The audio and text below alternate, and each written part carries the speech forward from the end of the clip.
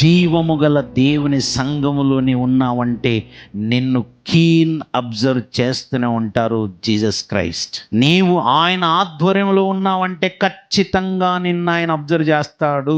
దేవాలయంలో కూర్చున్నాడు, అందరూ వచ్చి వారికి తోచింది కానుకలు ఇస్తున్నారండి. అందరూ వచ్చేసి కానుకలు ఇస్తుంటే ఆయన ఏం చేస్తున్నాడు తెలుసా? పార చూచాడట. ఎవరు ఎంత ఇస్తున్నారు? ఓకే, చాలా పవర్ఫుల్ పర్సన్ వస్తున్నాడు, ఓ రిచెస్ట్ మ్యాన్ వస్తున్నాడు. డైమండ్స్ ఇచ్చాడు అనుకోండి, బంగారం ఇచ్చాడు అనుకోండి, సిల్వర్ ఇచ్చేసాడు. ఒక్కొక్కరు వాళ్ళకు తోచిందంతా ఇస్తుంటే వాళ్ళు చూస్తున్నాడు. బాగా ఇచ్చారులే, డైమండ్స్ బాగానే ఉన్నాయి, వెరీ గుడ్ బాగా ఇచ్చారులేండి అనట్లేదు. ఒక ఆవిడ వచ్చేసిందండి, జస్ట్ 2 కాసులు ఉన్నాయి ఆయన దగ్గర. ఆమె దగ్గర ఉన్న 2 కాసులు ఇచ్చేసి అలా వెళ్ళిపోతుంటే ఆమె పేరు చెప్పలేదు, కానీ ఈమె అందరికంటే ఎక్కువగా ఇచ్చింది. గమనిస్తాడండి. మన వాళ్ళకి ఇది లేక నాన్న ఎవరు చూస్తున్నారు అనుకుంటాం. భూమి ఉన్న వాళ్ళు నేను చూడకపోవచ్చు, కానీ యేసు క్రీస్తు వారి కంటి చూపు నుండి నువ్వు తప్పించుకోగలవా?